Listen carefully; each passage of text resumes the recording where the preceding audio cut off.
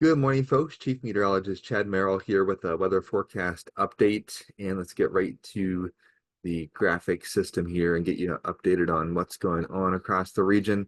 We do have some heavy rain. It's moving in as the cold front itself approaches from the north and west, and we still have widespread flood and flash flood warnings across the region. So here's the lowdown on it.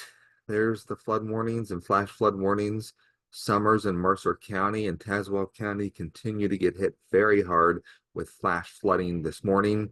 You can see the rain bands moving across the region, the heaviest across the southern coal fields that have been devastated by flooding. Now you might say, okay, well, there's the back edge through Pineville and Welch, but there's actually a bit more as this cold front slices across Kentucky. So we're going to see the rain rates pick up as this front approaches. And then we have snow on the backside of it in western Kentucky.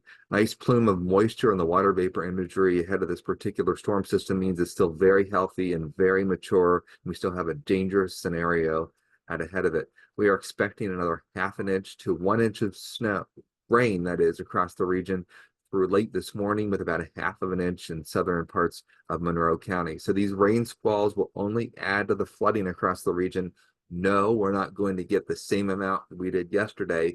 The ground's completely saturated. There's water running across roadways, streams and creeks are out of their banks.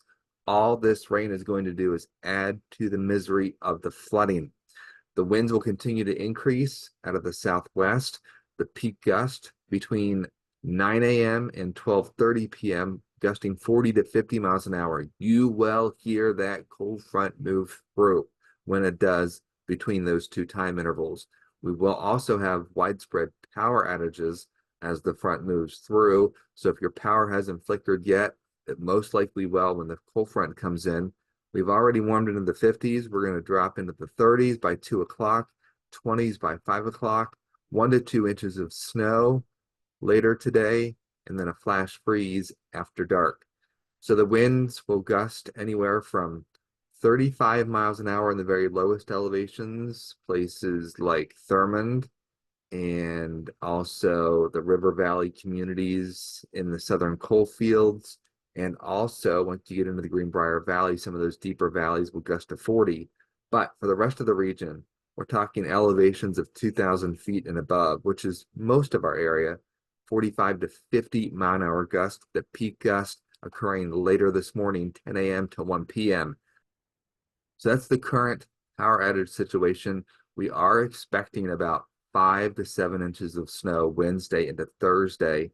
So another thing you're going to want to watch out for is pockets of ice, even on the major thoroughfares tonight, tomorrow morning, and then after the sun sets Monday evening into early Tuesday. The crews will knock it out there and treat the roads, especially those flooded roads.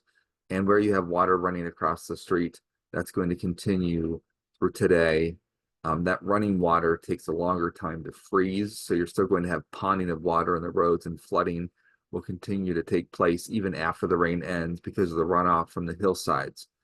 So those are the couple of things to keep in mind. But the big story going forward through President's Day Monday morning will be flooded roads will continue in many spots, but we'll also have many areas of ice. You just have to watch out for that ice. It is going to show up shiny, just like the rain water running across the street. So that's the latest forecast. Christian will have a little bit more later today. Thank you for joining me.